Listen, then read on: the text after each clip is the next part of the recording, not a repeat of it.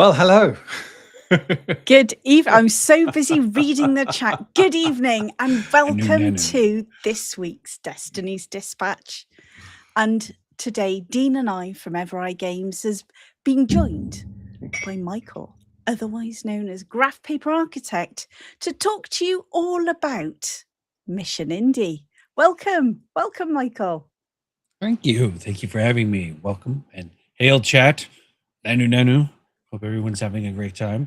I'm going to try to keep up with these two big brains over here. I don't know. Caffeinate. Oh, no. We're chaos off to a already. flying start. We're off to a flying start already. I've already got a room that smells of tuna because George threw up on my curtain. It's actually chicken. Is it chicken? It's chicken well, whatever tonight, it smells of, but it's awful. It's not particularly pleasant. I've now been joined by Freya, and tonight we are going to talk about defining an indie. Now, this was beginning of this year, wasn't it, Dean? It was. And I was in bed, and I was getting grumpy about stuff, as I do on occasion. And I basically put a post talking about how I was sat there thinking about, well, we're doing Indie Game Spotlight. How do we define an indie? And anyway, it sort of took on a little life of its own. And that's when we decided to define an indie. And we were chatting then on Eclectic Goats channel. So before we get into what happened there, I am going to have a little look to see who we've got in chat. What do you think, Dee? Oh, I think we need to see who's in chat and greet them all. And then we can go through why we're doing this and start the discussion. Well, first one in tonight was no other than the Eric. Eric, thank you very much for coming along. Good to see you. And then we've got Cyrus. We've got nice Cyrus. Nice to see you, Cyrus. It's always the stream when we've got Cyrus. And then we've got, look at this one's practice to me, Melinsta Gandalore. Sort of. That's an amazing name. I love it. I do love it. And of course, we have got none other than Jeffrem Dankar. Jeffrem Dankar, good to have you here. And we are wonderful people. We're all wonderful people. Thank you. And all indies are wonderful indies. Yes. Now, what I want to know is what's happening with Michael. It's because I said, I see a Michael. And he was like, is my camera still on? And then I let him know that I have the all-seeing eye.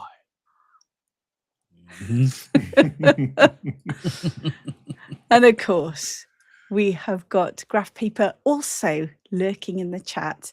And as always, guys, if Dude's you want to... You should kick him from the chat. Yeah. Should we? Is he a bit dodgy? Weird, is he? Weird. He appears on these weird shows. Very, And like always, guys, as we go through this, we always encourage you to put in questions, chats. Yes, and absolutely, Jeffrem. At the end of week 4, we have 417 downloads.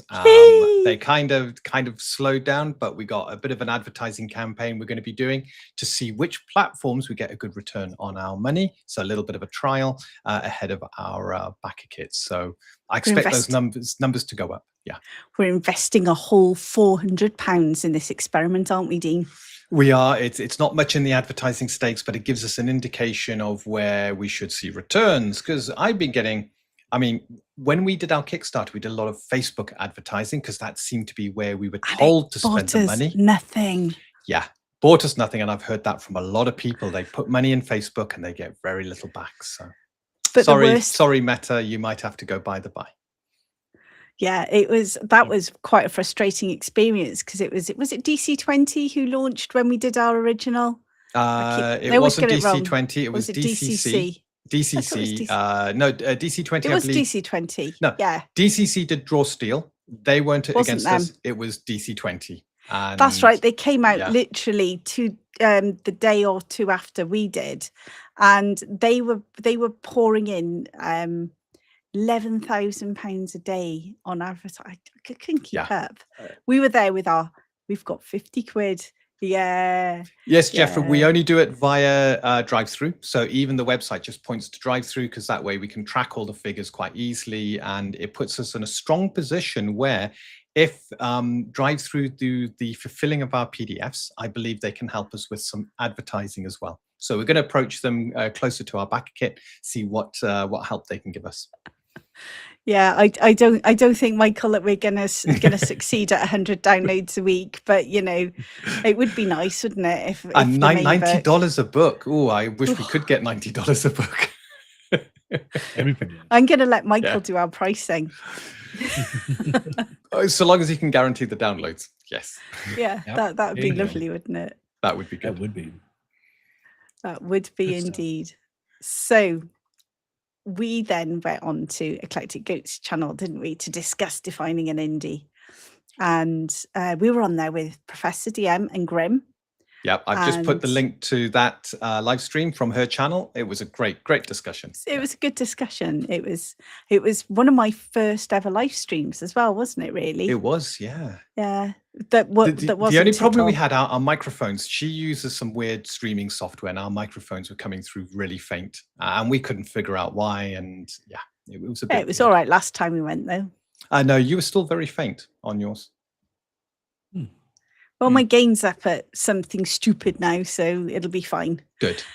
So we had this great discussion, and we always said that we were going to say what our definition of indies is. And what I've done is I've gone through and I've had to cogitate, guys. Haven't I, Dean? Yeah, cogitating. Yeah. And one of the reasons we wanted to do this is because, of course, we do the Indie Game Spotlight. And I want to be very specific about who we invite onto the Indie Game Spotlight. And I want them to be actual indies. I've got no interest in like bringing Paizo over and stuff like that. So I don't class Paizo as an indie. And spoilers. That's all right. We're talking. I don't. You Mm. don't. We can argue about that one if you want, but I don't. So I've actually split everything out into enterprise, major publishers, established independents, and then what I class as what I call true indies, which I've split into emergent indies and creator publisher indies. So that's basically split them into 5. What do you reckon, Graf? I think that that's a pretty good way to start categorizing things. And I'm real big on that. I like to get specific with specific categorizations and say this is this and this is not. And where do you draw the line? So I liked that. I saw when you sent me the document and I was like, oh, okay. The established. I'm imagining that established meaning that they are making enough money that now that is what they're doing. Like that is their job at that point. They no longer have to go do a 9 to 5 and then come home and try to do their independent stuff in the middle of the night. You know? So I would imagine that that's, yeah, that's the difference between an indie and then established indie. So if you're still an indie, but it's like, but that now is your, how you pay the rent, which is, I think, where we're all trying to get to, Yeah. So I think those sort of established independents, I actually see them. They've got things like art directors, stuff that we could all only dream of. They have editors, as opposed to me editing at stupid hours and miss typos. Yeah. Touch quiet down here. Down here. Touch quiet. Here we go. Sales teams as well. I mean, I've got George. Admittedly, my marketing staff is George, and I don't think my cats can actually be classed as staff. Oh, it's great. But, it's perfect. You just tell them, like, buy Untold Destiny, or I will come and throw up on your curtain. Yeah. And you too can have a room that smells of regurgitated chicken. Yeah. Cats are apex predators. They're good at threatening. It's like, I can come to your house and kill everything in your neighborhood for fun. Buy stuff. But so we don't have customer service. We don't have finance and operations. And we certainly wouldn't be able to leverage any money from banks. No. If we go to banks and sort of say, "Hi, I'm doing a ttrpg," they'll sit there, listen to us, have a little chuckle, and go, "They're there." And away we would go, empty-handed. And they tend to have simultaneous product lines. So that's where I see those established independents definitely far more 9 to 5 day job than outside of day job, 24/7, trying to fit 48 hours of work into 3 hours. Yes, I know. yes. It was not good. But guess who had to clean it up? Yeah, not me. Yeah, me. We have It a was rule. warm. It was warm. Ugh. We have a rule.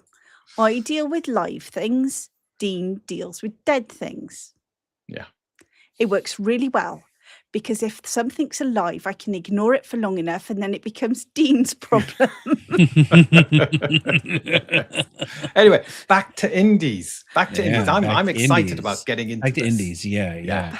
I was just, and then when you brought this all up, I was reminded of Robert Kiyosaki's 4 Quadrants. If anybody's ever seen that, you know who Robert Kiyosaki is. I would look it up. Yeah, I don't. I'm gonna have to look. You that up now. don't?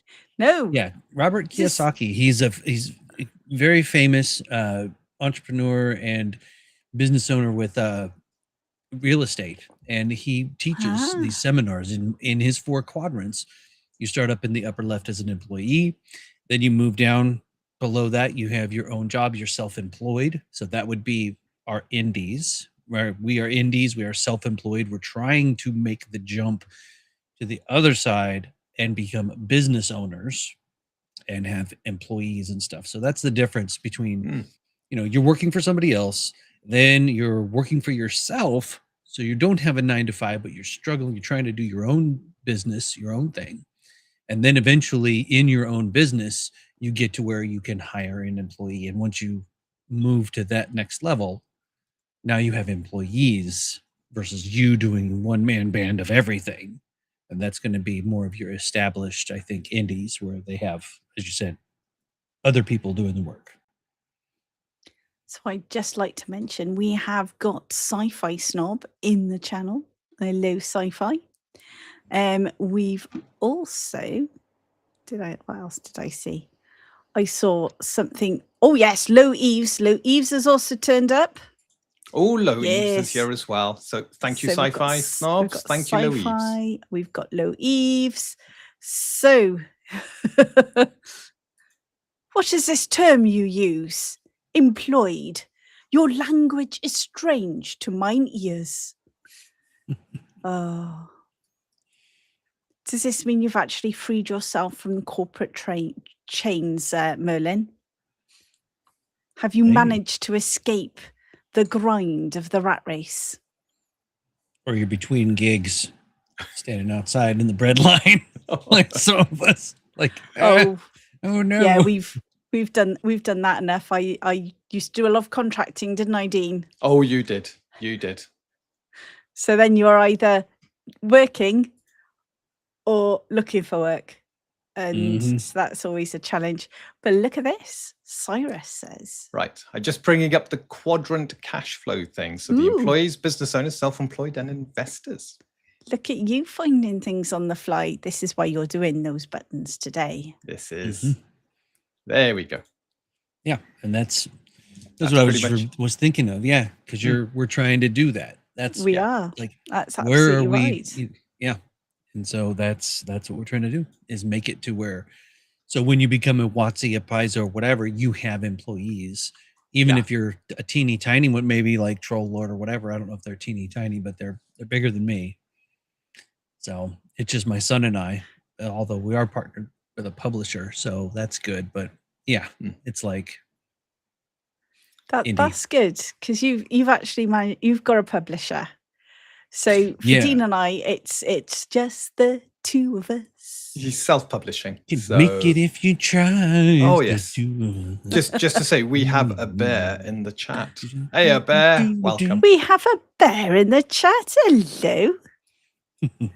Now, I'd like to say that Eric has given us a definition of indie.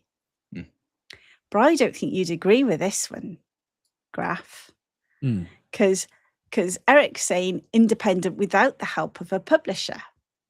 Or CIE. I'm trying to think what a CIE is. I'm not sure what does he mean by CIE? I don't know. I'm sure that Eric will pop it, explain to us CIE. It could be just as being a bit daft. So yeah, I think there are certain. So for example, if I look at Ruttigers, I shouldn't keep reading the chat while I'm talking because it keeps making me giggle. Go I can't help it. If you look at Ruttigers. If you look at Ruttigers has got a publisher, but I still class that as indie. If I look at Professor DM, he has got a publisher. He's also got more than just one or two people helping him. He's got some additional writers and stuff, but he's still tiny in the grand scheme of things. He's still tiny, and he's the creator and he's in control. So I still think he's an indie. What says you? Company. Yeah. Company.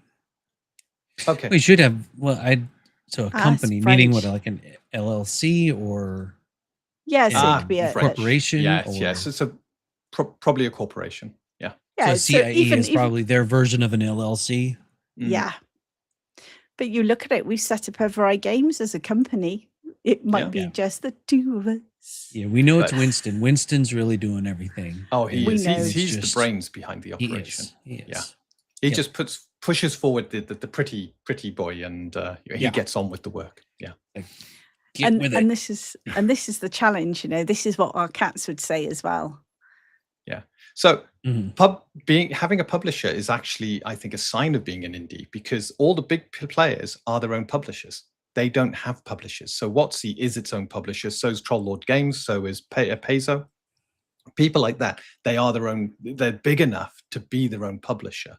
Whereas an indie typically they could self-publish, and some do, or they look for a publisher to help them through that bit of pain.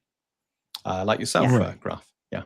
It depends on what you mean exactly by publisher, whether or not it's are they handling things like advertising or layout or design, or are they just fulfilling the actual physical product? Because if you say, because we were thinking about using Fourth Wall for the website, and using Fourth Wall, you can then you tie it in with physical products, and it's independent. They publish it, they make it, they fulfill it, they ship it, and then Fourth Wall helps handle the monetary transactions so that people can purchase it. So you're partnering, you're using a service to create that product. I mean, or do you mean self-publish, as in you are literally in there with your LaserJet printer, popping these things out and binding them and shrink wrapping them and doing all, you know what I mean? Are you self-publishing, or are you self-publishing? And I think you've got an in-between as well, because, for example, we're looking at using, who's the print? Goma to actually do our printing. And they're a small printers in Landisill in Wales. And, but they will do the printing and all of that. And then they will deliver it to a place of my designation. And then we can send it out from there. So, I don't think you've got the tiny creators who can actually sort of print their own zines and things like that and send them out. But you've also got, the print on demand as well is massive now. In fact, I think it's wasn't Rettigers. There we go. Cyrus jumping in as well with that. Yeah, look at that. Done. So you have somebody else doing the fulfillment. You're not doing it yourself. Yeah. Not actually physically creating it and then putting it in the box, because that's huge. Yeah. The last couple of indie games we've supported and bought, one on Amazon and one on Drive-Thru, I think, was print on demand. So they didn't have to hold any books or do anything like that. You sacrifice a little bit of quality. I will say that it's not as good as a custom, a proper printing production line. But if you're a small independent, it's a great way of getting your creation into print and delivered to someone. So if you're happy to overlook the slight drop in quality, I think print on demand's pretty good. I like what Eric said here. When I think publishers, I think as an author, a large established company which pays you for your book, and they pay for editing, marketing, and printing. And yeah, that's normally where you get the sort of money up front. Don't you? You get that sort of prepayment, and they're like, "Go, yeah, we'll get this all sorted for you." But I don't even know. I think even in the writing arena, there's way more indies now coming out. And people can self-publish all the time, and you can like self-publish a chapter at a time and say, "Oh, here's the first chapter of the book." People download it, they're done. You want to read the rest of the book?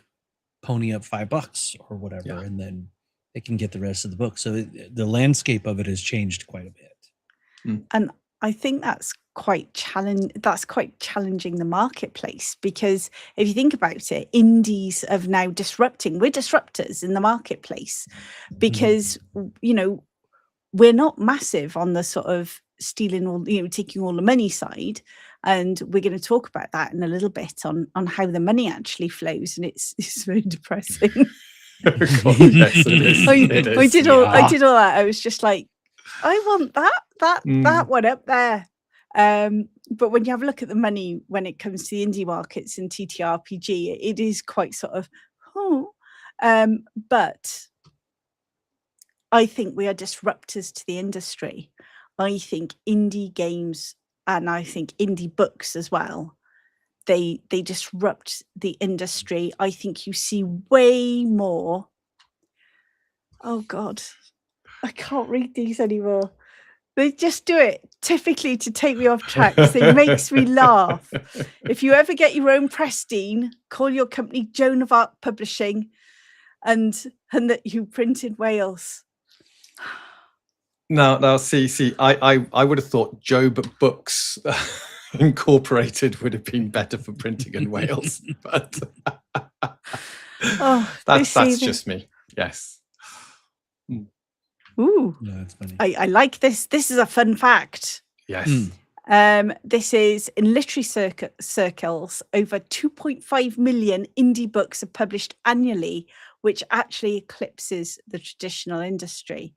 And yeah, one of the pieces that I dug into is I was having a look. Did you guys see the announcement that Wizards of the Coast, our friends over in D&D, they are going to be allegedly doing a WoW version or something?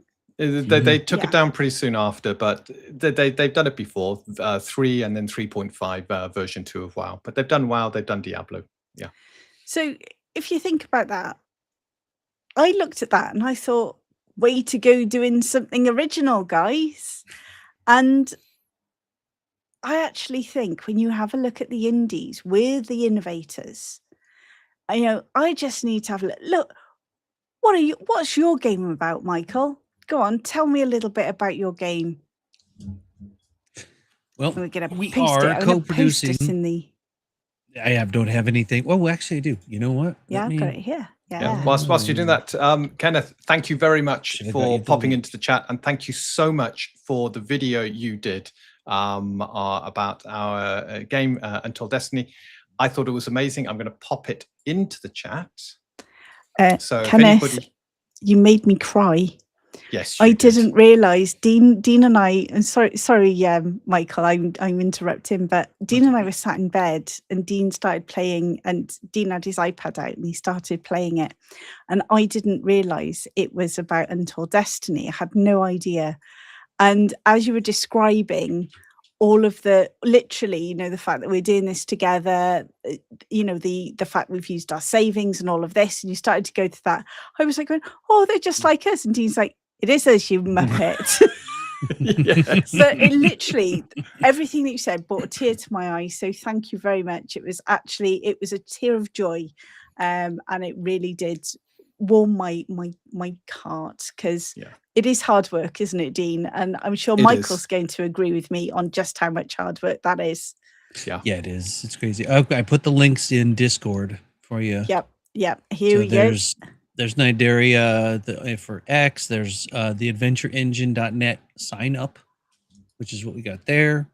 Tactical Fantasy Games is just coming soon. So sorry, guys. I don't have anything on there yet.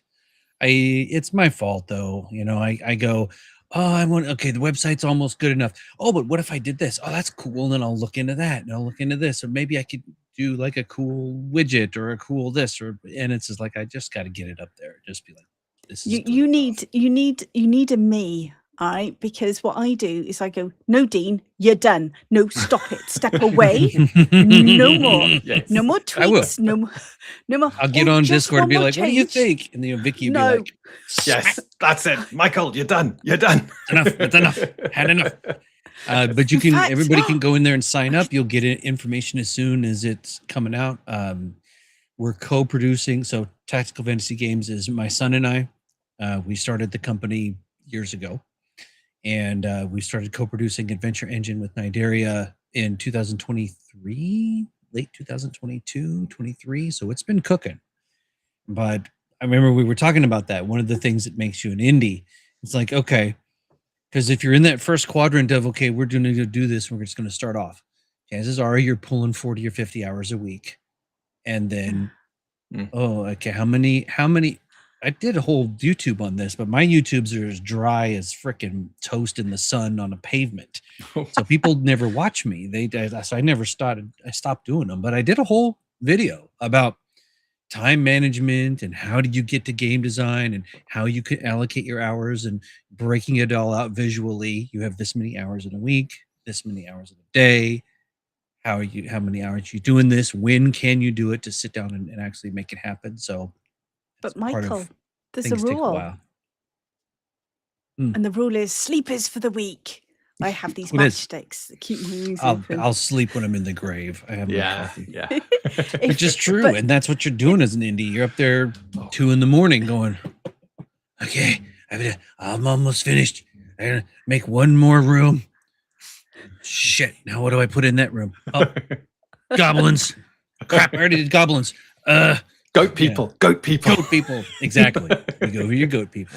They're good. Like, great. Okay. Oh no, you two started again on the goats, really. Heck yeah, goats are yeah. They're cool. They're cool. Mm-hmm. Considering I want goats and you haven't let me have any yet, Dean, you ought to be careful. Okay. Goats are awesome. They really. I do. I love them. I love goats. I love them. There's just something about goats. They're just and if absolutely you're gonna amazing. Have milk goats, and if you're going to have a billy, even with just regular female goats or whatever, Dean, get a cup. Get a cup. Get a cup. Don't ever go in there. Yeah, don't ever go in there with the goats without wearing your cup. Oh, right. That kind of a cup. Yep. I've gone off goats. It'll happen. Trust me. I'm so happy to see you. Or I'm the Billy. I'm going to challenge you. Dunk. Yeah. You'd be amazed. We had a little 2 foot. I'm digressing. Sorry, but we had this little. Okay. No, it's fine. 2 foot tall Billy, and our gate was a great big. It was one of those for trucks. It was a truck gate. It wasn't just for animals. And boy, sure enough, that guy could dent the crap out of those gates and just beat on them. And you're going, how is this 2 foot goat hitting this thing like it's a Ford truck? Because they do not care. That's the cool thing about goats, man. They just like, I don't care. I'm gonna hit this thing as hard as I can until I'm knock myself out. And that's another thing. The reason I brought that up, because that's what you got to do as an indie. Yeah. You cannot quit. You cannot stop. Nope. You gotta turn on Eye of the Tiger or whatever else is gonna get you going, and just keep hitting. Yep. I would quite like this. Vindictor Kenneth said, I finished my sci-fi horror game. Then I decided to just pour it into a different graphic design.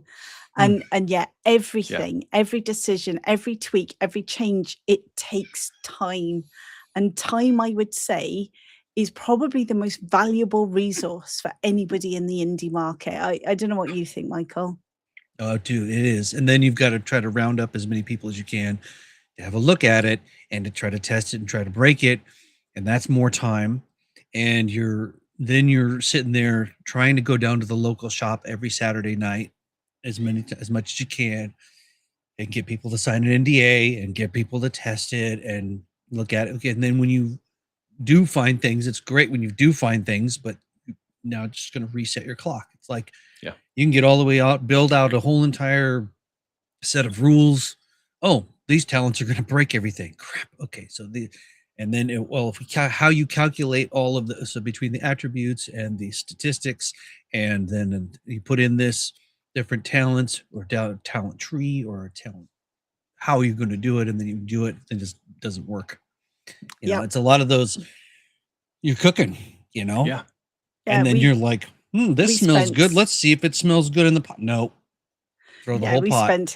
We spent ages, especially going through Business Unusual, where and I've said this before, but editing Business Unusual, Dean used to spot things that we hadn't necessarily noticed when we'd played the game, but really, really helped us hone it down. But you look at that took us out. We used to film Business Unusual. We used to basically do a whole day of playing from early in the morning to sort of late afternoon. Well, it was sort of heading into early evening.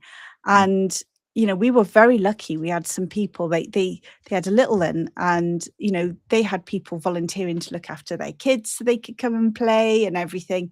And yeah, it was a challenging time, but we really enjoyed it. yeah. And yes, Louise, oh my God, yes. Don't forget social media presence and hype building. It can be exhausting. Now, I tend to do most of my stuff on X direct where I can, but I have to admit I have got Publer because it allows me to post certain things as the same thing to multiple platforms, and it's just helped with gaining some of that time back. And I can also schedule them. So whilst we were doing our sound checks and everything, it's 5 minutes to go post was going out, and that was across all platforms saying, hi guys, 5 minutes to Destiny's Dispatch. And I didn't have to log in, write it, type it, because I did that earlier on this evening. And it allows you can actually do whole schedules. Now, I've not got good enough yet at developing all my stuff well in advance. But if you manage to get everything well in advance, you can actually put all your little schedules together and just have your posts going out. And if you're working at the same time as trying to do all of this, it's really handy because I can get up in the morning, put some posts together and have it go out during the day. And especially with things like X. I mean, what is it? They reckon three posts a day at least on X to get traction. And that's not including sort of the general sort of engagement you do anyway. So when you multiply that out across how many different platforms, there's X, Threads, Facebook, Blue Sky. I'm not touching Reddit. Nobody talks to me on Reddit. You don't want to go on Reddit. Okay. And I have to admit, I haven't got massive following, but you know, when you look at those platforms, if you multiply out the time, it's immense. So something like Publer. But then what does that cost, Dean? Money. It all costs money. Time, money, quality triangle, isn't it? Yeah. Yep. Gosh, it sounds like we're at work. Time, cost, to quality. Yes. And it's a very good point. The presence, media presence. Matt Colville did a fantastic video talking about it and how, you know, you need to have a media presence. You need to then hopefully you build a following. Hopefully you build an audience, and hopefully, because you can't just write your stuff and then go, ding, here's my website, here's my stuff, and expect anybody's going to know your game. We tried that, didn't we? It doesn't work. No, it doesn't work at all. No, none of that. And that's, I think we did well, but but that's the difference between indie and a non-indie. Like, because when they go, oh, Untold Destiny, indie, they're going to go Adventure Engine. Oh, that's GPA and all that stuff. We go D&D is who? Troll Lord Games would maybe some people know. I you know, they're going to know some of that. But then you've got others like Paizo.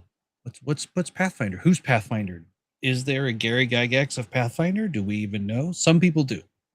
Yeah. But it's not like general knowledge, and you don't necessarily have people out there. Of course, well, maybe they do. They could have people out there, but I think that they tend to stick their foot in their mouth. They're not as. Well, that's a whole different They're story. They're not as visible, are they? No, But the point being is, you're an right. indie. You gotta, you have to be the face. You are of your product. own marketing department. We can't outsource. I mean, I outsource to Judge, but Yeah. Mm-hmm. There's only so many posts of my cat destroying my desk that I can post during the day. But it's all about you. Yeah, but it's all about us. We have to be our marketing team. Yep. And there are days where you just don't feel like it. Isn't that right, Dean? Yeah. And you're tired and you're grumpy, and we get the grumps, and it's just like, oh, I don't want to do this today. But you have to sort of brush yourself off and do all those things. And I think that's the massive difference between the established independents, your Troll Lord Games, your Mongooses, Monty Cook Games. They can actually handle it as a 9-to-5 job, which means they get to switch off with it, which means they've got people handling their social media. They're not sat there on a Saturday morning in bed, doing the messaging and following things up. Yeah. Louise, I have to say that I was doing it all manual until it was a month, 2 months ago I got Publer. It was roughly that. Yeah. Yeah. And it was purely because I have not got the time to do all of the platforms, and I'd stopped doing Facebook, I'd stopped doing others. And whereas we were growing a tiny bit, you could see which platforms I was on, which was X, because that was growing and the others were just stagnant. So that's the reason we got Publer. But it does, I can't remember how much it is, but it does cost a little bit. You can link up to 3 accounts for free. So you can give it a go. You can take it for a whirl. I should have actually signed up for the affiliate link and popped it in here, shouldn't I? You should have. That's been clever. You see, I didn't think of that, did I? But yeah, it is difficult at times, and you're right. None of the enterprise guys don't need to worry about it. And actually, Michael, what you just said about they shouldn't actually be let out, considering what we've heard some of the execs say before from Wizards of the Coast and various other ones. Yeah, I agree. Major publishers like your Pezos, your Modifius, Cubicle 7, Free League, yeah, they don't have to do all of their own pushing, do they? And then established independents, Troll Lord Games, they do some of their own publishing, pushing of their games out, because you get Stephen who goes out on, because he was on Bad News Bards, wasn't he? He was, yeah. So they do some of their own social media pushing, because they are still quite small. In the established independent, I think there's 5 to 10 people in there. They're not massive. So I'd say they're on the small side, but I wouldn't class them as an emergency indie. And because they've got multiple product lines, I've always associated them as being an established independent. Yeah. Publer's £20 a month. There you go. But you look at that as advertising and hitting, you begin to ignore social media platforms, your presence begins to drop, the algorithm begins to ignore you. So it's all about keeping those algorithms going, getting the message out there. They say, I think it is something like in the internet world, in the internet age, you have to see an advert about 7 times before it truly registers with you. And this is why they say the more money you throw at advertising, if you throw too little, you just don't get that impact. If you throw too much, then you're oversaturating. It's trying to get that sweet spot. So you're getting in front of people. They're beginning to register who you are, and you garner an interest that way. And then eventually they'll click on it, go through, see what you're about, and then. But it's hard, especially for independents. It's really hard. The one thing I do want to say is that being a bigger independent doesn't mean you've got it easier either, because you need one bad run and all of a sudden your figures start to go down. You've got a lot of people you're paying, you've got buildings you're paying, you've got, I mean, you look at Troll Lord Games, they're looking at building their own printing facilities. So that all has a running cost. And all of a sudden, you just get a couple of bad runs, or the market begins to change, and you're less agile. You're less able to roll with the punches, roll with the market, and you just need to look at who was it that went bankrupt. Was it Diamond? Yeah. The distributor. Oh, huge. Yeah. And how many big indies did that impact? And and major publishers. I mean, that really impacted Peso's bottom line significantly. Yeah. So yeah. I quite like Michael's statement. When the Kickstarter hits 2 million, I can get 3 goats. I'm going to hold you to that, Dean. 3 goats. I'm not too sure about 3 goats, but we'll look at that. We'll look at that when we hit 2 million. You know something?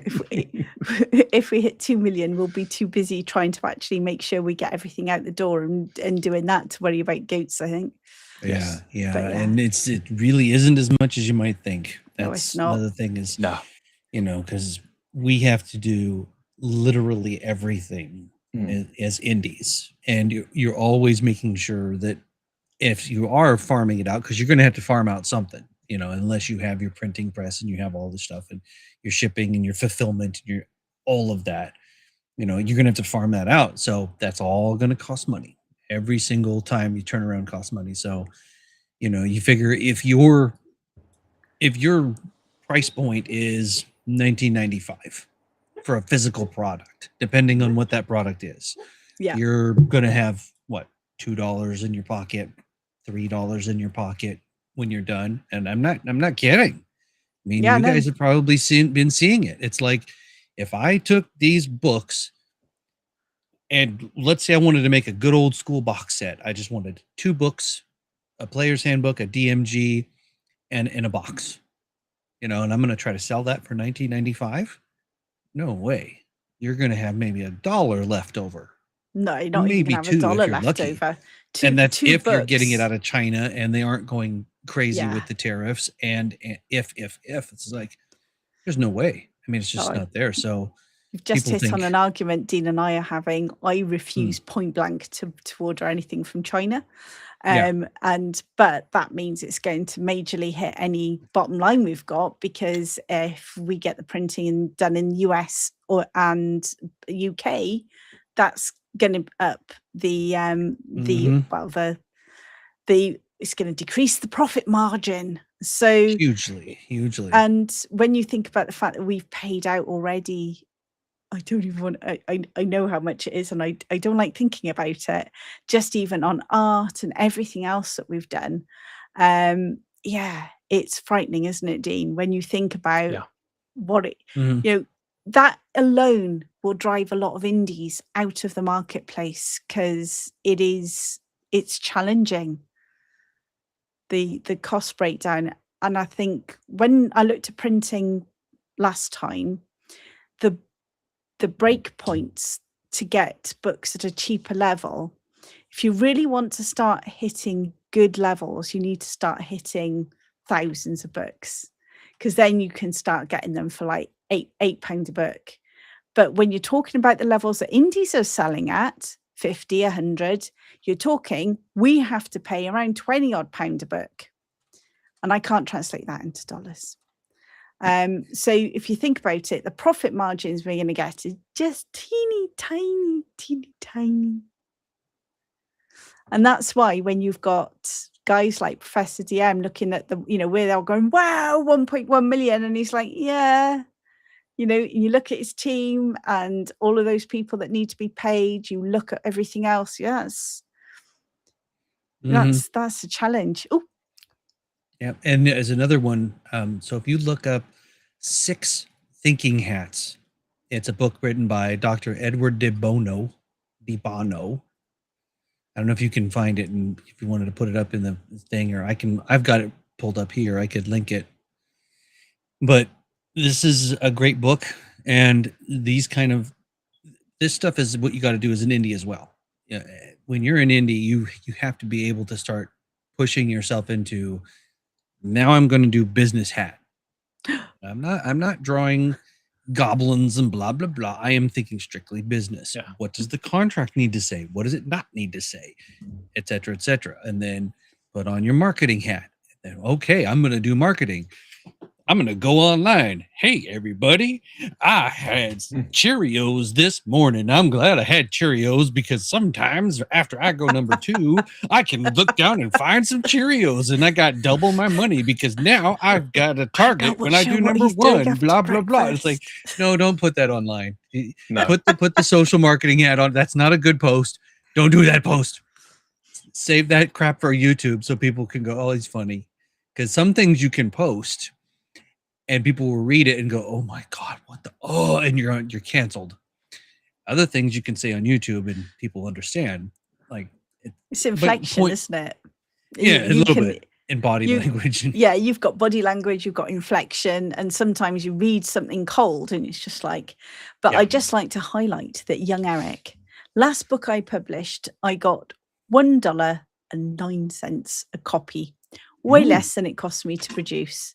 Yeah, and that might be regular print, but even if it's literally literary print, it's exactly the same sort of challenge that we get in the ttrpg market. These books are expensive to create, they're expensive to print, and you hear it a lot with, wow, I'm not going to spend that on a book. And it's like, well, well, you know, what about the creators? You know, they don't actually get that much. So we will actually, when we go into our backer kit a bit closer, I will do a breakdown on stream of all of the costs and how it's all breaking out. And I think that'll be quite an interesting one, because it's amazing when I'm sat there pulling the spreadsheets together. And I did it when we went to UK Games Expo, didn't I? I did all of the spreadsheets, so how much it was going to cost us and what our budget was for going. And then when we looked at how much it actually cost, we sort of broke the budget slightly. So we are looking at going back to UK Games Expo next year, but at least I know what's going to catch us out this time so I can budget appropriately. But Vindicta says that he makes more on PDF sales than print because he doesn't want to charge $60 for a book. Yeah. Yeah. That's where, I mean, the PDF, it's less accessible at the table, but it's a great way of reducing your cost.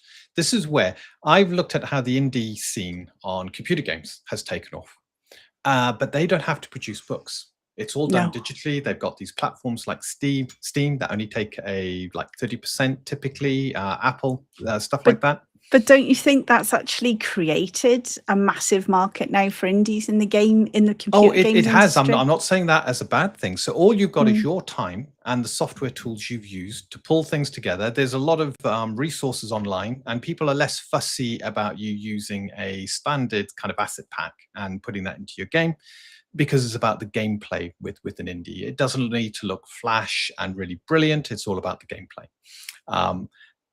But we don't have that within the tabletop arena, because people typically will want a book, and in producing books, that's where the cost comes in. Putting a PDF together, once you put your time, once you got your artwork, it's actually, it's fairly straightforward. And then you pop it on somewhere like Drive-Thru. Every time someone's buying it, apart from the percentage Drive-Thru takes, the rest of it goes straight into your pocket to help you start recovering your investment in art, and hopefully at some point you turn a profit.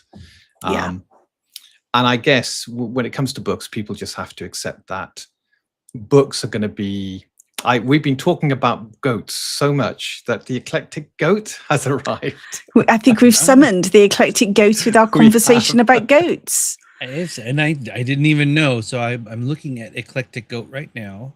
I will be subscriber 896. So brilliant. Eclectic Goat. She's great. Follow her. She's absolutely brilliant. If you're not following Eclectic Goat, and we got a Cam. So. Greetings, Cam. Hey, Cam. But I think Jeffrem has hit the nail on the head. For me, art is a major concern when you have so little budget for so many people with ideas for the indie market. And yes, I mean, I only need to have a look at how much we spent on the lead up to the UK Games Expo on art and what we've spent since. We know that the likelihood of us recouping this cost in our first backer kit is well, we won't. No. It's Yeah. it's Yeah. as they say in business terms, a loss leader. Yeah. And there can be, and there's different ways you can handle art. You can offer a percentage of sales. You can offer an upfront cost. You can buy the rights outright. You can, all these other, there's lots of different avenues to think of, and you got to put that business hat on and go, okay, what are we going to do? And how are we going to do it? And, where and why is our business doing what it's doing? Like, we don't use AI in our products. I use AI in the thumbnails for YouTube because obviously it's a throwaway. Yeah. And I can't go to my buddy John, who's my artist, and say, dude, could you take your 40 years of art and because he drew our logo, like, could you do that for a thumbnail? Could you just make me a thumbnail? No. Oh, you need, $200. Okay. Yeah, I don't have $200, man. Sorry. Yeah. I think I can't ask him to do that. I've paid for 2 thumbnails so far, and it was not sustainable. We can't do it.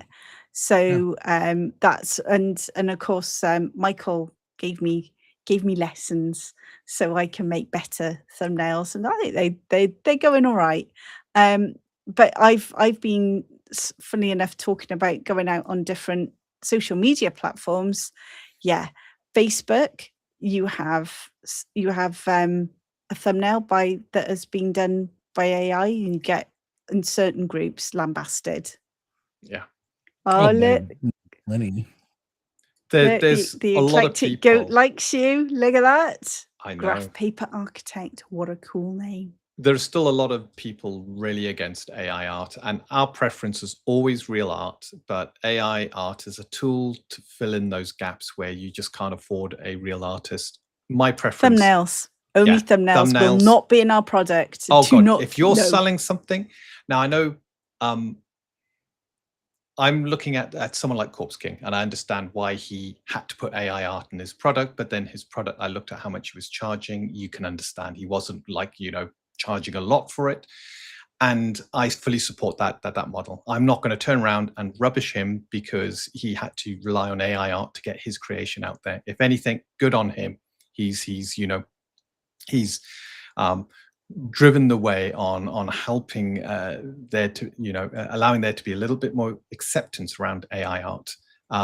But there's a lot of arguments about, oh, well, I'll switch off the power and you won't be able to create anything. And I'm there thinking, yeah, you switch off the power. Most artists nowadays won't be able to create anything unless they're classic artists, because they do everything in Photoshop and stuff like that.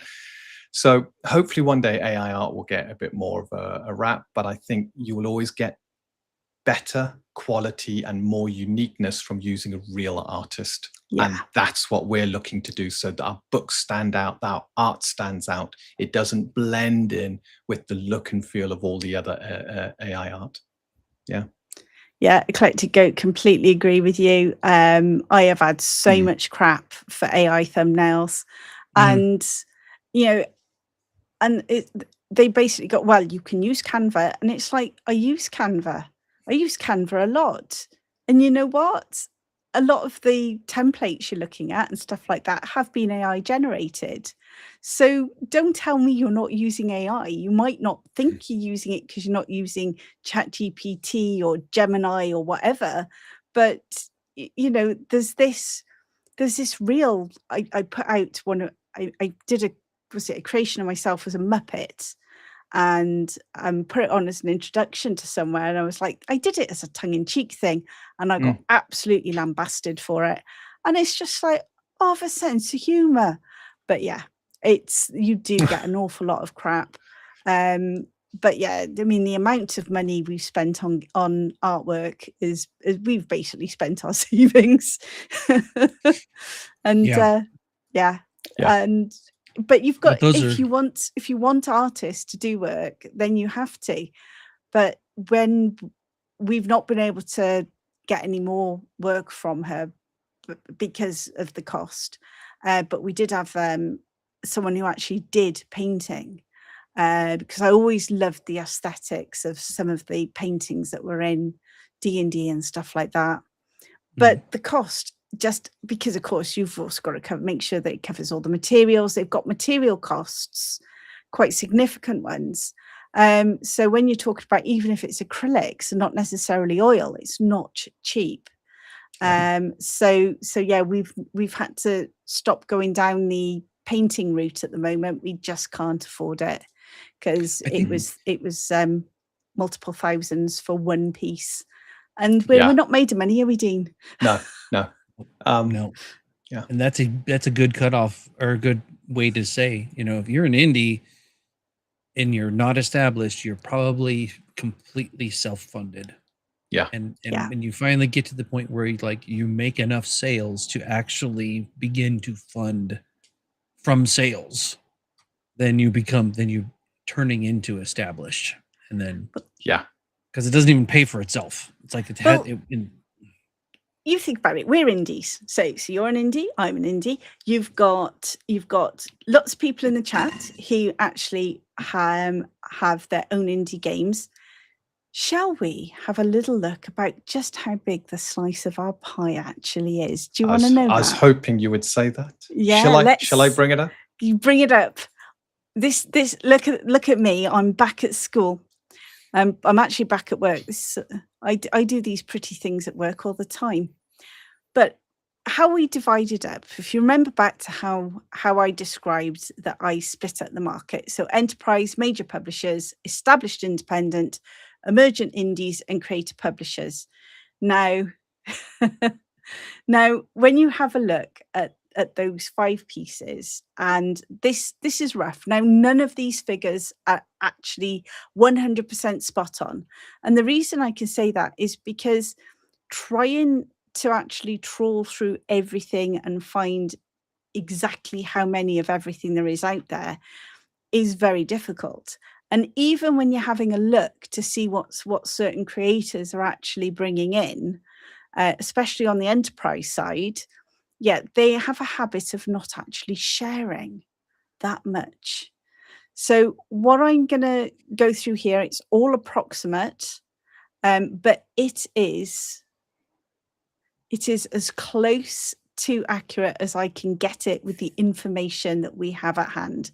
So if we look at enterprise, well, there's one that's classed as enterprise, and it will not surprise anyone if I tell you that's Wizards of the Coast. Now, they have a 30% slice of our pie. So they reckon D&D's around 618 million, if you're lucky.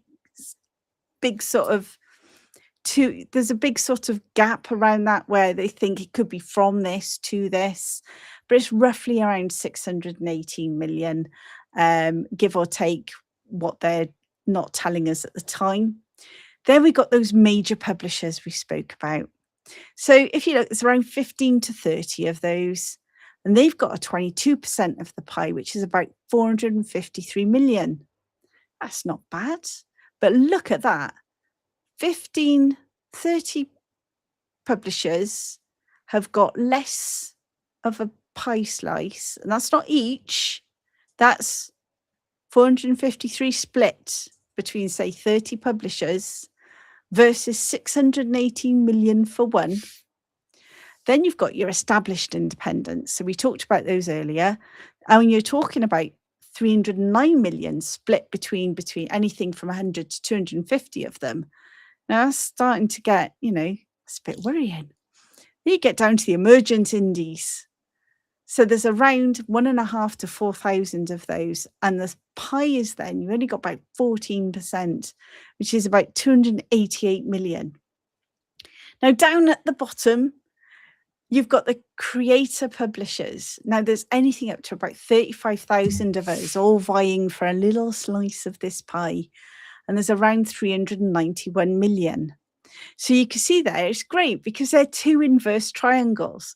There's more of us at the bottom than there are of us than the actual market share. And if Dean could go on to the second slide for me. He's my glamorous assistant. I am. So the publisher numbers increase dramatically as the revenue per publisher falls. So you think about it, your enterprise gets about 30%, then another, say, 30 publishers earn about 22%, Several hundred will get about 15%, and then there's thousands of emergents and creators at the bottom, and we get the remaining third. You know, that's just phenomenal. Jeffrem's got some pie in the fridge. Nice. Nice. Mhm. But when you look at that, that's the sort of thing that makes you go, hang on a minute. If I look at that 391 million divided by, say, 35,000, we're looking at around £1,000. So, you know, you look at that and you say, oh my God. So guys, right, our job is to chip away. And I can't draw on it because I'm not sharing, and Dean stopped sharing. Point at you the want big me to triangle. hang on Back to my big back triangle. to the big triangle. Right, let's bring this back to up. my big triangle. Right, back up. Right, you see the enterprise, the big fat walloping 618 million. Right, and the one underneath. Right, what we want to do is we want to start turning that triangle into a square. We want to start sucking money downwards. So what we want to do, right, instead of us all fighting each other for that tiny bit down the bottom, we want to put your pointer on the top, darling. Come on. There we go. We want to chunk out of the enterprise and the major publishers. That's where we all need to aim, guys. When I talk about we need to grow and lift up indies, we need to turn that triangle into a square, bring some more of their money down to us so that we all get a little bit more each. And we can only do that by supporting each other, which was one that you can turn it off now, which is one of the reasons that we have done our indie game spotlight, is to highlight all of you wonderful indie creators. And it's also why we set up the Indie Game Guild. Isn't that right, Dean? Yeah, absolutely. Yeah, it's hard work. You brought up a good point, yeah, because the difference is that they have time in the market and marketing power and multi-million-dollar contracts and advertising and tie-ins and all over the place. And of course, they've been in there since they have the golden goose that they bought from TSR, you know, and all of that stuff. But what do we have? Yeah. We've got community. You know what we've got? We've got community. We've got innovation. We have to have innovation. We have to have community. We have to have, because that's the only way you start to make it or break it, you know, to rise from, you know, hey, I'm sitting here, you know, eating my one packet of ramen noodles this week while I am trying to sell something. Please buy my product, you know, and then you get there. And of course, the whole, I think a lot of people imagine it like you start in your garage, you start in your basement, you're doing your thing. People like your stuff. It takes off, it gets traction. You start finally making some money. You get a deal with a publisher or somebody else to help push it even further. You get further, and then eventually you get success, whatever that means to you. You know, I think a lot of people, myself included, would be like, I don't have to do work for somebody else anymore. That would be success. That's one major when you move from the left side to the right side. It's like, now I can sit here, but then you have to be way more disciplined and really just stay on top of your stuff and hope that it keeps rolling, because now you're literally paying your mortgage with whether or not you can get people to enjoy your goblin farting axes, you know. Only you could come up with goblin farting axes. a goblin farting axe is riding a goat person like a goat. You know. See, eclectic goat. This just happens all the time. Michael's got this obsession with his goat. But talking of the eclectic goat, keep in mind your largest possible audience is people who've never played a TTRPG. Increasing the total is easier than getting players from 5e. And I also think trying to sneak out into the wide world, but that again would create the square. If we can stop them going to that D&D and we actually get them to come in at the bottom, if you like, to us indie creators, we start establishing more of a presence, we start getting more market share. It turns that triangle into a square, and then we can actually start doing more marketing, stuff like that, which then may mean that we can start pulling down. So you're right, we need to grow that way and pull down. We will. We all together lifting each other up, we can do this, but it's not easy. Nope. Not easy No, at it all. isn't. I mean, it's not. It really isn't. And so, I mean, so things that you can do, things that I was working on was teaching folks some of the things that I've been doing, but I really don't have a leg to stand on since I haven't even managed to launch my bloody website for, I hope I said that right. See, I hang out with these fine folks, y'all chat. I find out what is fine folks up here, and I'm a Yank, and I try to talk like them. I try to be like, bloody this and Oh gosh, but it's like I can't sound in good and nice like these people. About the nicest thing I could say like them is like, you got any gray poop on? But I don't know. I'm terrible. Don't listen to me. Now, point being is, we want a bigger part of the pie surrounded competition with trebuchets. Can war gamers never remember that's a valid option? Yeah. Yep. Yeah, we go in there, however, and we siege them and I can't starve them out. I can't publish from jail. You can. It just, you'll have a smaller market, I guess. I don't know. Don't they always have pen pals and stuff? I don't know. Weird stuff. My wife likes to watch those weird documentaries and things, and she's always like, yeah, Manson had this many followings, and these weirdos they got married and had, pen pals and all this stuff. And I'm just like, but they're in jail. I mean, really? I don't know. Weird. Yeah.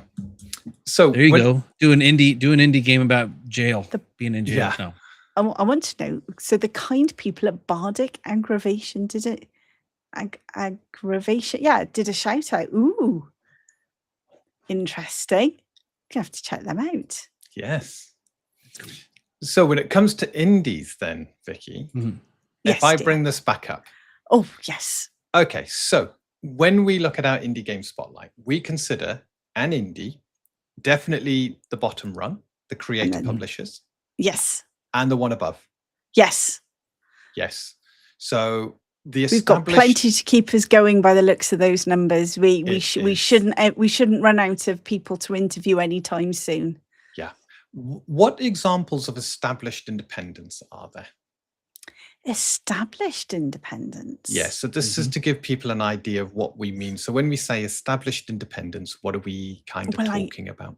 I spoke about those 5 minutes ago. The Trollord Games, Pelgrane Press. I'm not as a fay with those. Mongoose is one I'm definitely a fay with. Monty Cook Games. That's what I would class as established independent. They've got established followings. They're well sort of. They're independent because most of the time the creators are actually still involved in the publishing and involved in it. But I wouldn't class them as pure indies. So Trollord Games was one I and ahed about for quite a bit, but no, they're definitely established independents. Yeah. They can, as Graph Paper and Michael said earlier, they can afford to do it as their day job and actually have a weekend. Yeah. So this is kind of where you are now established. Your job is running your independent company. Ooh. Would RPG Pundit count? Now, I've seen RPG Pundit. I'm going to do a little check in the background. I need to find out if I think he's actually classed as an indie. But there may be a reason why he isn't. So I will do a quick check in the background. Let me check on that for you, Jeffrey. Okay. And whilst you're checking, of course, the major publishers, we're now heading into the Chaosiums, I believe. Paizo. Yeah, so Cubicle 7, major publishers, Paizo. Major. Yeah, Modifius. Modifius, absolutely. So these are where you got Renegade as well. So big company, probably diversified. So they're doing board games as well as role-play games. Yeah, some of those do, yeah. And not necessarily having the designers, but sometimes they'll buy in the IP to kind of repackage and relaunch. as some of them do. So they're definitely, we don't consider them independent. Obviously, the enterprise is definitely not independent. Established independence, probably where we draw the line when it comes to things like our indie spotlights, focusing instead on the bottom two, which are the creator publishers trying to get off the first rung, and then the emergent indies where you've got something out there, you're getting some money in. It might not be enough to fully give up your job, but you're doing pretty well. And so your Shadow Dark and your Deathbringer, they're emergent. Oh, absolutely. They're definitely emergent. Yeah. Yeah. And whereas I would still class Ruttigers as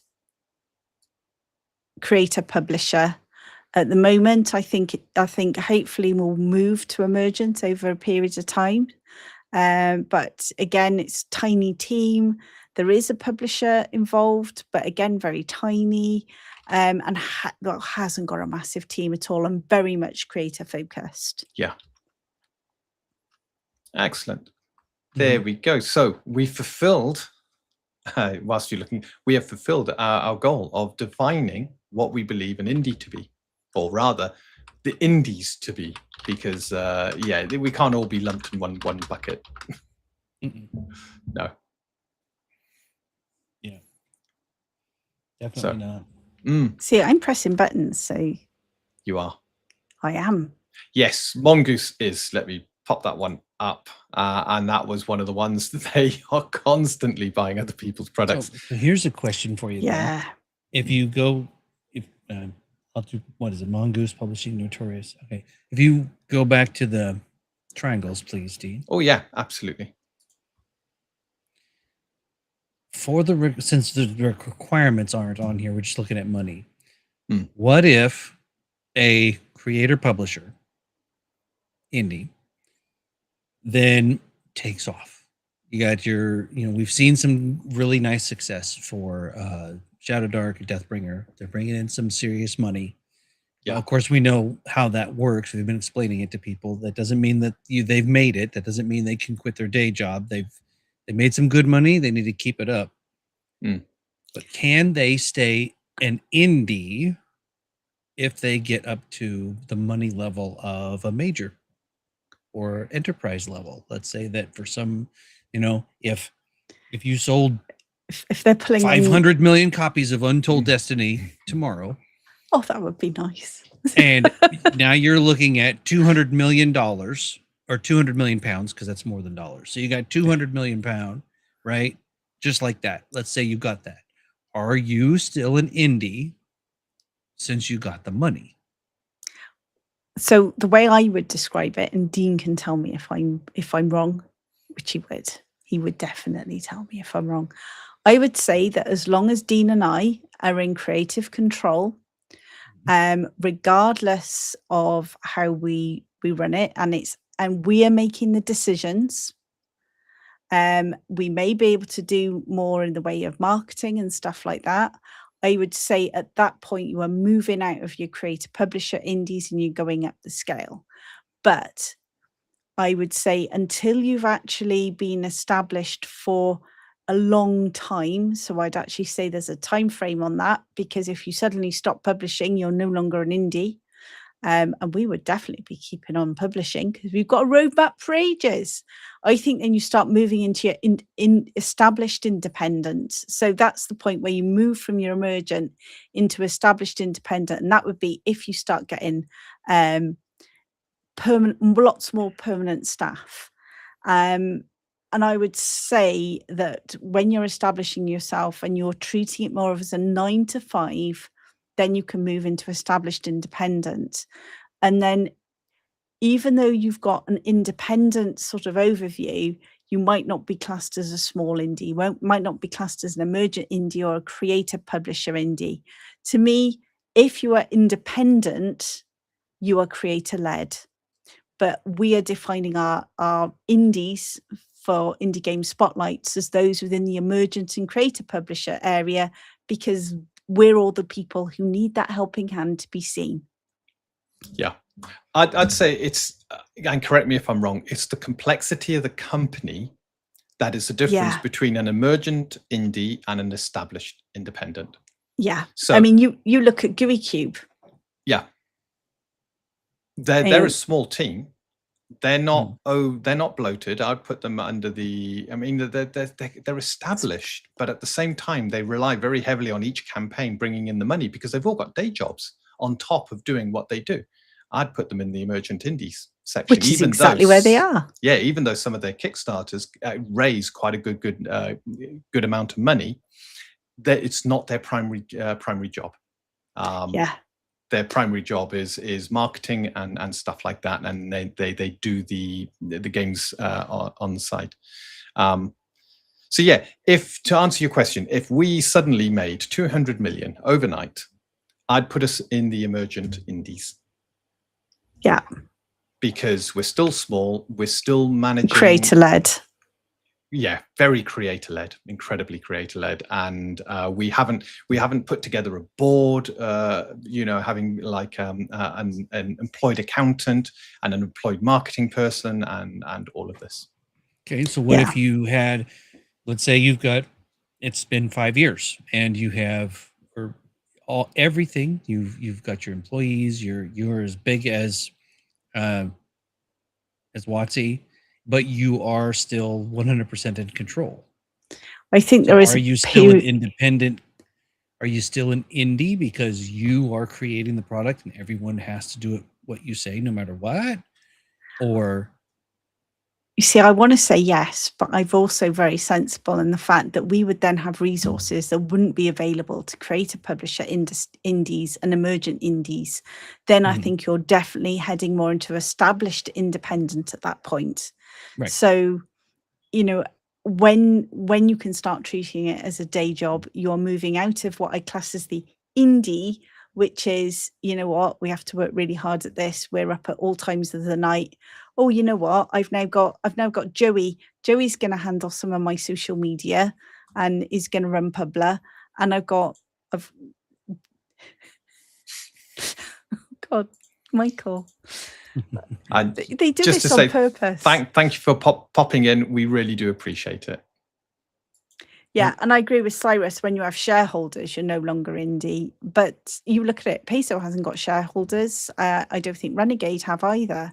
That a lot of these companies are private companies. I would correct that. Any company, even a limited company, has shareholders. They're internal to the company. Yeah, they just.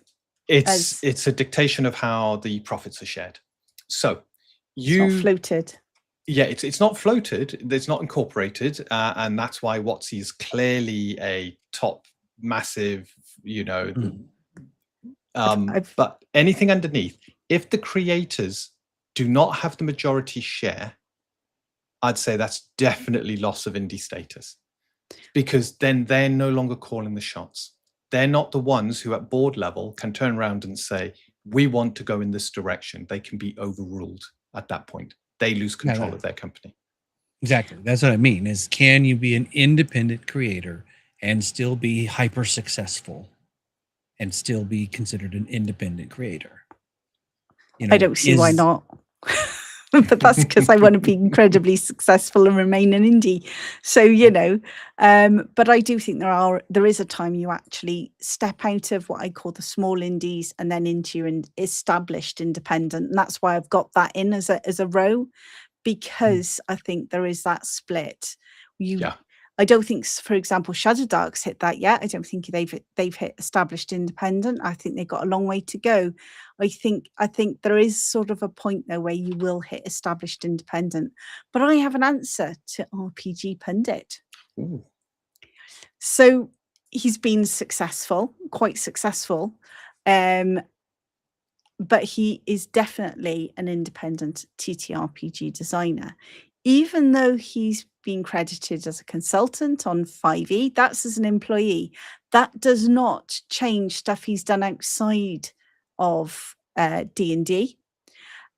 He has done several OSR games that have gone out, and it's always funded by direct sales of his RPG products. He's got a Patreon.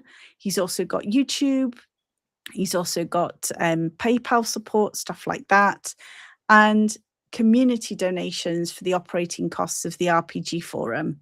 So he does short funding campaigns for that. So that means he's bringing in revenue to do what he's doing. He's not huge. He's small, and he does his own stuff. He puts it on Drive-Thru RPG, and he's got print on demand and PDF sales. So yeah, he's an independent creator who makes a living from RPG writing, publishing. So yes, I would count him as an indie. Dependent, and I haven't got any figures on how much he's actually making, and I'd actually think I'd be a bit rude. So I'd actually put him probably in between creator, publisher, stroke emergent. He's definitely down in the pile with us. Yeah. And to go back to what Vindika has said here, Lorien Studios is a great example of an independent software house where they have full control. The creators have full control of the company and the direction it goes, but they make a ton of money because they're very good at what they do. But they can decide, so they've decided recently, we're no longer going to do D&D stuff. We did Baldur's Gate 3, huge success, but for whatever reasons, they've decided it's not for them, and they're going in, you know, they're kind of dropping it. That is an independent studio. They are independent. They don't have to do, they're not forced to do something they don't want to do, or to answer to someone for the direction they want to go. So it's a combination of these factors. You go up to a major publisher might be making less money than an established independent company, but they might have shareholders or internal shareholders, a board, people to answer to. The creators might not be in full control, or they might be buying other people's IPs, tarting it up, and then reselling it. And I think that indies are becoming more popular. I think there's a definite, I think people want the innovation. They said Wizards of the Coast was a nightmare to work with. Yeah. Yeah, I think that was it. Yeah. I'm done with the triangle if you want to. You don't have to keep it for my account. There we go. Hey. That's cool. But I'm going to highlight something. I'm going to share something quickly. I found this the other day, doing some digging on stuff, and I'm just going to show it to you. If I can press buttons, it is me and not Dean, so that's always a challenge. So just quickly, and then we'll go back. But this is Wargamer Direct, 4 fantastic indie tabletop games to take the stage at Wargamer Direct. So Wargamer Indie Picks, the final piece of their YouTube showcase, a celebration of awesome new games from small creators. So you can see here, we're getting more and more stuff and lots of adverts kicking off. That is a lot of adverts. That is. It's like, how many adverts can we fit on a page? We can stack more adverts on this page. Yes. Obviously, we definitely want those floors. I've obviously looked at floors. Like you've been shopping for flooring or something. Yeah, or you put flooring into your Google. We mentioned it because we're redoing our living room. We're going to have the carpet removed and hardwood floors put in. So obviously, so Google is like, yep. But you just look at that. So this is Wargamer Direct, and you look at the stuff they're talking about there. Well, this is very important. That's what makes this a highly valuable discussion. Yeah. And because who is Wargamer going to promote when they want to run this kind of piece? Who's, how do they classify indies and stuff? And it helps. I'm sure that hopefully some of these people are going to look at this and go, oh, well, then maybe we should give these people a boost or give those people a boost. Yeah. And that's the thing. That's I'm sure at some point someone's going to mention indies and they'll bring something up. Recommend the Brave browser to deal with all the ads. Yeah, that was just a little bit overwhelming there. Yeah, Brave helps. But yeah, you look at, we're not the only people who are saying actually there's something going on in the indie space right now. I've said it a couple of times, innovation. You see new stuff coming out of indies. You look at what Michael's doing, what Graph Paper's doing. It's new once he finishes his website and gets it out there. You look at what we're doing, it's new. It's different. It's got a whole new setting. You look at what Richard Whittaker's did. Richard Whittaker's. You look at what Winston did with Whittaker's, and his sidekick Richard. You look at that. You look what Young's doing with Empire of the Undying Sun, Svalin Games, and the Uber Naturlik, Bad Toads. I mean, we loved that, Bad Toads, and then Alpengard. We've got a list as long as your arm. You only need to the Jolly Rogers just joined us right at the end. It's so true, and it's the art. If you have a look at the big players that dominate the top of the TTRPG space, all of their art is beginning to look the same. It's that pastely kind of color. It's that smiling faces. Everybody's got to be happy. Even the action scenes seem quite muted. But AI, that's not AI. Oh, did I say that out loud? Sorry. My bad.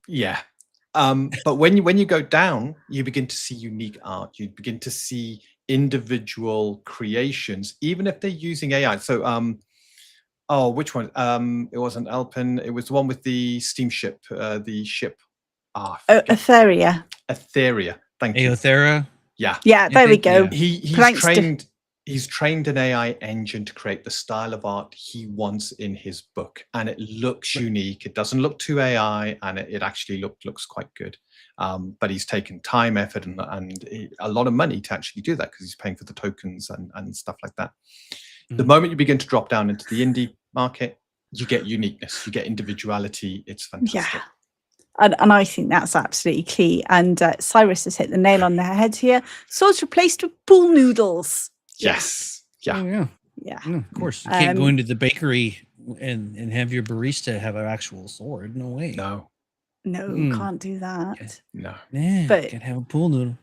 I do find, when you have a look at the indies, I mean, we've been really lucky now. I can't remember, we're on how many indie game spotlights now? We're on a fair few now. We are on a lot. I can get that figure for you as you talk. And it is every single time we do an indie game spotlight, I wonder if this is going to be similar to something else. And you know what? There's not one I've gone, actually, that's just like that other game. No, they've always had something different. I mean, there's been senshi and the sort of Japanese feel. You've got, we just mentioned a load there. And that's the reason why we've set up the Indie Game Guild. And that's the reason why we've got the list of indie TTRPG creators on X and stuff like that, is to try and make sure that we all lift each other up. Because I think we've got to turn that triangle into a square, and we've got to get more people coming in and more people playing our games. And I think that's really important. And we all love role playing. We all love TTRPGs. I mean, Graph Paper, you've been doing yours now for a while now. How long have you been working on your game? Since 2023, at least. That's when we really started, I think, getting hardcore about it. So 3 years, roughly, to almost 4, I guess you could say, since we were conceiving and concocting, but actual play testing consistently for the past year. And we were trying to get to the point where we would be able to have a holiday launch, or at least something going on this holiday. So, and it just takes, it just takes the time. You work all week and you get a couple of hours in, and then you got to burn another Saturday and another Saturday. And when you do the math, 52 weeks a year, okay, 52 Saturdays, maybe 51. How many of them are going to have to be for, when you need to do stuff for your family or yourself or your things, and you can't go play testing, and you can't do this, and you can't do that, or holidays or sick or whatever. So you end up play testing 10, 20 times a year. That's huge. And it just, so things take time. Been working on it for a while. or just about ready. So for my shameless plug, y'all jump into our Discord and stuff and things, and jump on, get in there on that, sign up on the subscribe thing. And you two, I hope you get you two, get in there. Hurry up. Come on. Yes, we need to get in there. Yeah. Yeah. Look at this. So Kenneth's sitting on 4 to 5 concepts, Overlife spin-off and a dungeon crawler. And that's the thing. One of the things I'd say is every single person in this space I've spoken to has got an active imagination, is passionate about what they do. And you know what? If I look at the top of that triangle where they're gaining, I don't see the passion. I don't see, and I would say that is something that is lost when you get up to the enterprise and when you get up to the major publishers. I think they lose their passion. Something has to give, and it's their passion. I think that's the key thing. Thank you for that's when you've got to maintain that control, because if you switch the model to now you have a board, now you have got whoever you have to answer to, you've got to make bottom lines, you've got all this kind of stuff, and people will push and pull for whatever it is they want. It changes everything. So yeah, I see what your point is, because they're trying to push a consistent product and make it into whatever it is they're making it into to try to keep people happy. An indie can go like, I'm going to make a, gnome that farts axes, riding a goat boy, jumping over a chicken house, riding a rainbow with purple sparkles. And if you roll 4 D20s and then get enough over 10, then the purple sparkles do D4 damage each. There you go. There's something for you. Because I started reading yours finally, and I was like, oh, cool. So if I roll, so you can have a thing. If all 4 of the D20s are at least over 10, then all your stuff does D4 damage minimum. There you go. Something. I don't know. Just rando thoughts. I think nothing wrong with random thoughts, but Jeff from Denkar has a fantasy setting, a sci-fi setting, and some splat book ideas myself that I keep bouncing between. And we understand that one greatly because, of course, we started off with sci-fi, switched to fantasy, and we're looking at the sci-fi now in 2030, which will still be in the Untold Destiny universe. So we've got a long pipeline of what we're planning to do. But yeah, you look at it, we've all got these ideas. So we just all need to be supporting each other. And I think you guys in the chat have been amazing. You're always superb. And Michael, I think you also get an awful lot of support from all these guys. I don't think we would have stuck at it if it hadn't been for the amount of community and support around us. Don't you agree? Oh, I agree. Yeah. It's making it worth it. Yeah, having a good community does make it all worth it. And you're not alone, and you got the support. So that's been brilliant. And we're all trying to make it. We're all trying to come up with that one game that fires up the imagination, that we can sell enough just to be able to make our lives a bit easier, or to give up our day jobs. And that's the dream. And we're not in competition with each other. No, we lift each other up, not put each other down. It's not a zero-sum game. It's not a zero-sum game. Okay, there's plenty out there for all of us to be able to do well. Yeah. So, and Jeff, hillbillies. Yep. I completely agree that you need to focus. But what I would also say is you need to find out which one is the one that really makes you passionate and focus on that one. We absolutely love our sci-fi, but we found that the fantasy was just inspired us more, which is why we did the switch. And then we went, right, we will do the fantasy. We're not going to say we're not going to do the sci-fi, but then what we'll do is we will follow on with the sci-fi. And none of the work was wasted because it gave us our solid foundation. But choose what you want, go for it. You can do it, Jeffrey. I trust you. Stills and hillbillies. Cyrus. I can imagine, something that'd probably sell.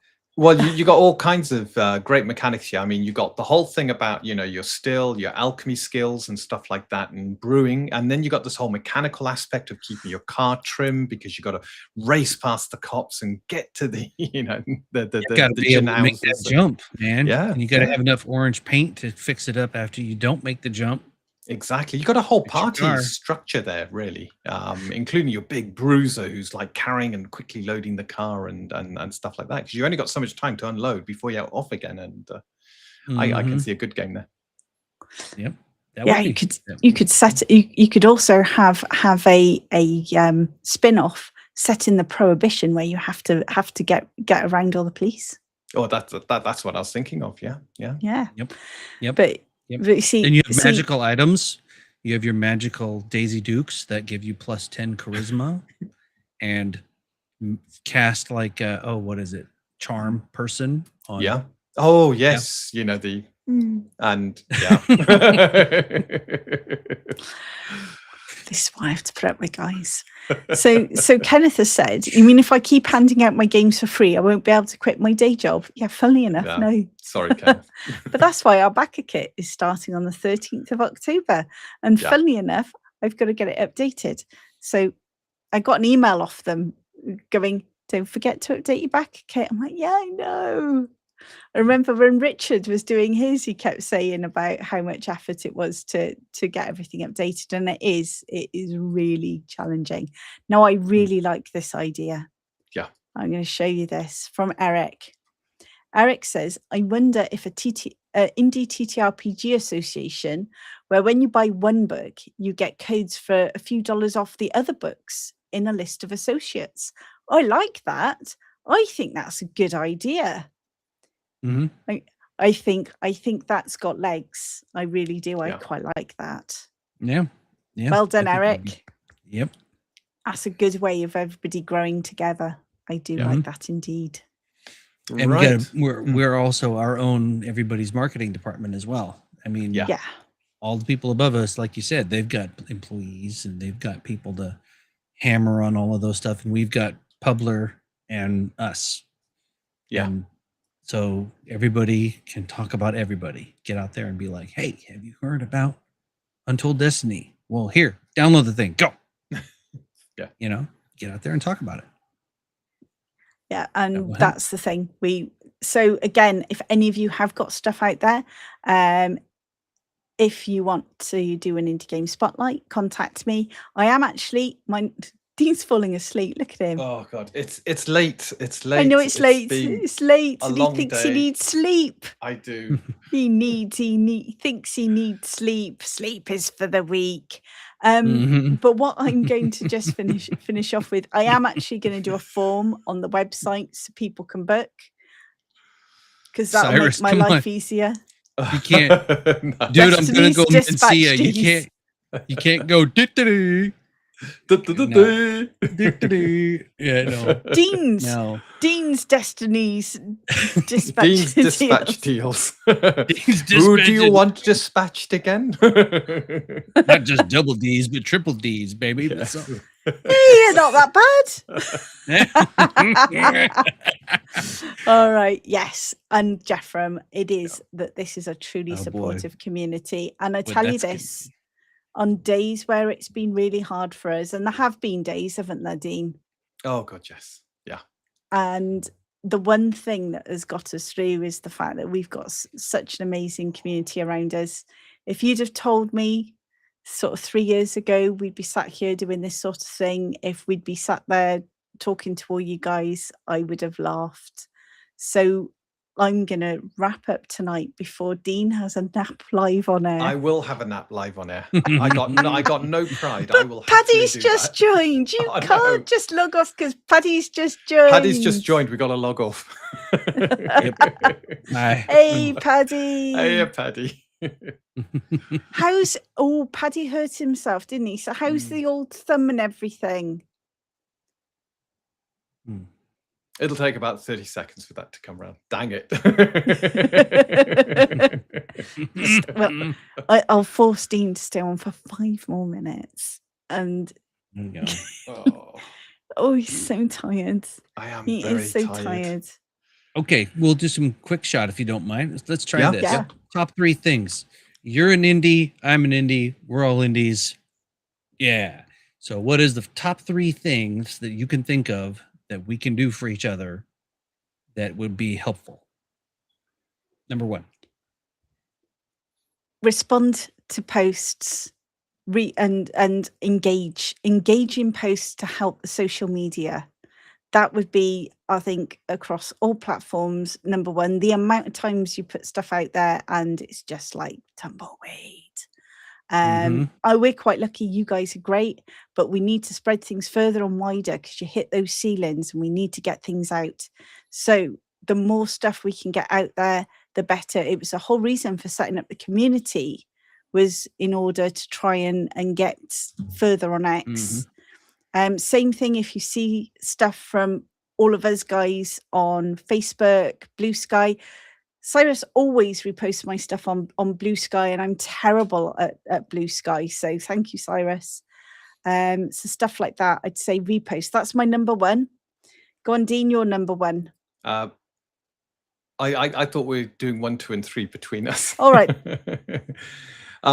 My one, Paddy's got it here. Reviews go a long way. It's similar to what you've mentioned, but it's more, if someone's got something on drive-through, just spend a few minutes, just give it a rating, and if you've got time, write a review for it. That goes a long way to just raising the visibility of that product. It reminds me, I need to probably, I think I've rated it, but I want to write a review because I got Corpse King's game, and just pop on, do something like that. It just helps the algorithm know that this is something special and people are interested in it. Reviews. Magazines, White Shark Quarterly, Mad Scribe. Yes. Yeah, as many magazines as possible. I've got to get better at that. Yeah. Definitely. Okay. Don't 1 and 2. Don't forget, Dean's going to kill Cyrus, Jeff from Denkar, and Michael on the 15th. Yes. So, Michael, number 3. Number 3. Well, you got, so Vicky, marketing, right? Help us with marketing. Repost, comment, subscribe. Everybody should subscribe to everybody. If we all subscribe together, as I knock my drink off, right? Okay. So we're doing all of that kind of stuff. And Dean, yours was reviews. Fill in reviews. Get in there and review products. Yeah. Yep. Talk about it. Get it all in there and all that kind of stuff. And then, well, that covers feedback, because that's kind of where I was going, was with feedback, with saying, because we need marketing. We need good feedback. We need to be able to support each other. I think that the third one for me will be community. Yeah. So definitely a sense of community, a feeling of community. Where less beef. Yeah, less beef, unless it's legitimate beef. You know, if you come on there and you say some heinous stuff, it's like, dude, well, now I can't support you. Now I can't be part of your thing because now you're toxic because you went in there and talked about, you know, the people that you would put in the oven if you could and crap like that. Like, you know what I mean? I don't want to go there because I don't want to get y'all banned. But, you know what I'm saying? Yeah. And so on the other side of the coin is like, if we find legitimate folks that are like that, we can go, hey, and I don't go public with it. If I find somebody's actually doing that, I'll be like, hey, this person's doing this. But it's like, it's got to be that kind of thing. It's got to be putting people in ovens and things. Really bad. So that be community, you know? Yeah. We're all in this together. Absolutely. I'm doing it. No, I wanted to talk about this one first, then that one. Okay. So offer to edit our resources and content for one another. Now that's always got one slight challenge where you've got things like copyright and stuff like that. But as long as you have sensible agreements in place, then that NDAs, is absolutely fun. Yeah.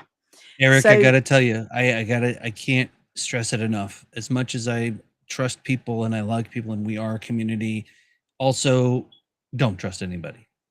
Don't trust, get NDAs. If you're going to get people in under the hood, like we have NDAs for Adventure Engine, it slows things down, but there are things that are not that we don't want everybody to know yet, that need to be adjusted or whatever else is going on. So if you want to get help, that's great, but don't go open your trench coat to everybody either. You know what I'm saying? Because there are sharks out there. I've had it happen to me a bunch of times that will steal your thoughts and your ideas. So just be careful. Even just to say, even an NDA isn't the magic bullet to stop that happening as well. You've got to trust the person you're dealing with. An NDA it's hard to enforce. It's typically a document used to set the expectation of what you have when sharing the information. You can share this, you can't share this. If someone chooses to break the NDA, there's virtually nothing you can do other than you've got a contract that they've broken, and you can use that to change the relationship that you have with them publicly, because you can say they broke this NDA, they're not to be trusted. So very true.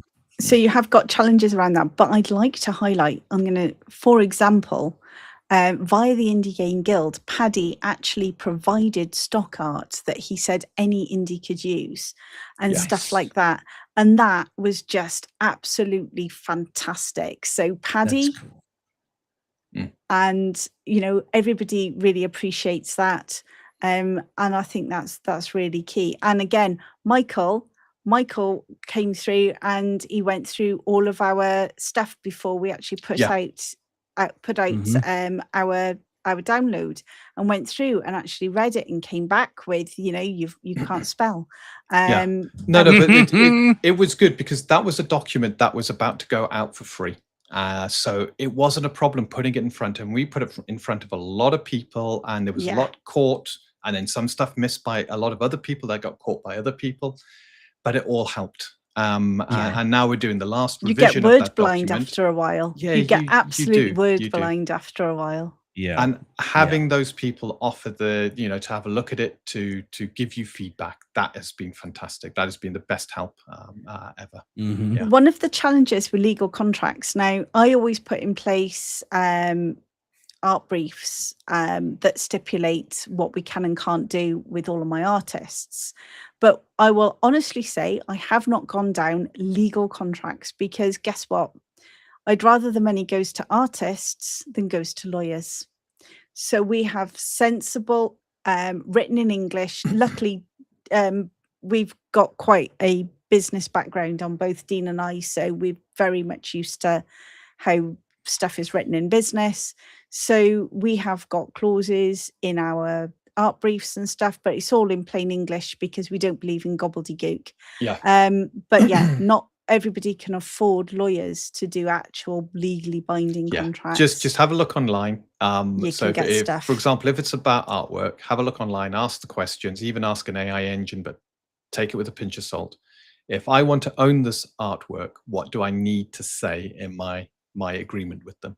And then keep it to plain English. You don't need to go legalese on a contract. Make sure that you understand it, they understand it.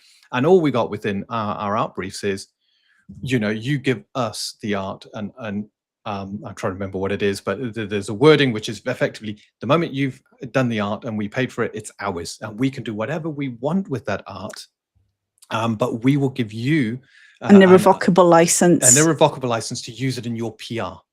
Your portfolio, your portfolio, because I want our art appearing with the artist's stuff, so that's free advertising we get, because someone will say, that's fantastic, where's that from? And all of a sudden you get more traffic heading back to you. So it's just making sure you got certain keywords within your agreement, but don't feel you have to go out and get a lawyer. When you get really big, probably, but whilst just small, your risk is quite low. Yeah, be sensible. And also something that we learned, get trial pieces off your artists, make sure that you can work well with them. And then once you've got that good sort of pattern settled down, then you can start putting more work out to them. We learned that the hard way, didn't we, Dean? So we did. Yeah, you just be sensible. And ask questions, because here we are. All of us community, we can all ask the questions and get help. So reach out for help. There's another number 3. And don't forget, Indie Game Guild. We've got, I'm going to have to go get the Indie Game Guild invite. I'll pop it in the chat. If you guys aren't on there already, then please join the Indie Game Guild. And that's a great place. We've got an area for skills for hire, feedback and suggestions, all sorts of things on there. We will be spending a bit more time on it, but remember what we said about time and indies. It's been really hard to get everything done all the time, so I will be spending a bit of time to tart it up. But if you get the chance, there you go. That's the Discord for the Indie Game Guild. I'm just about to paste. You were faster than I me. know. Look at that. So, Michael, thank you so much for taking time out of your busy schedule. And this is the thing. Michael has dedicated time to come on with us, supporting fellow indies, to talk to you guys. Oh, yes, we got an Indie Game Guild. We set it up on X. It was a community. They said they were going to get rid of communities. So we set up a Discord. And it's just so we can all gather together. So it's still available on X. And I'm still pushing stuff on X. Because, Paddy, we've got over 200 now on X. It's grown. We've got 220 members on X, and it's going to disappear now. At a moment's notice. But we keep pushing it anyway, because it's not disappeared, and we're getting good traction when you post and actually post into Indie Game Guild. I still get a really good traction, and I think it's great, and it's stupid that they're getting rid of communities. But that's a whole new rant. But because of that community that is going to disappear, we set up an Indie Game Guild on Discord as well to help each other out. Mm-hmm. And there'll be some other things coming down the pipeline as well. So Dean's popped the Discord. You can see there. That's the invite to the Indie Game Guild on the Discord. Otherwise, come and have a look on X. If you're on X, we've got the Indie Game Guild there. I've also got a list of ttrpg creators. So if you go to my profile, you can follow it. It's full of ttrpg creators. If you're not on it and you want to go on it, let me know. I'll add you on. And essentially, that means then if somebody follows it, they get everything that is basically talked about by those creators. So it's a great little way of seeing what we all get up to. So go and check them out. We've gone well over. Dean is going to nap. I am going to nap. I've got work in the morning. I had my coffee cup in front of the clock. I didn't even see. Wow, we did. We did, because so yeah. And all I can say, guys, is you've all been fantastic, and I'm going to say good night, Dean. Good night, Dean. And say good night, Michael. Good night, Michael. And good night from me. Thank you so much. We really appreciate all your time, as always. We do. And with that, you can press the next week. Let me quickly. Adventure calls, all about writing adventures, creating adventures, and what you expect to get with our Beneath the Dragon's Gaze. Goat people. Don't milk the one with the beard. That's not milk. So that's next week. So come and join us next week to talk about creating adventures, and we will see you there. Good night, guys. Good night. Good night.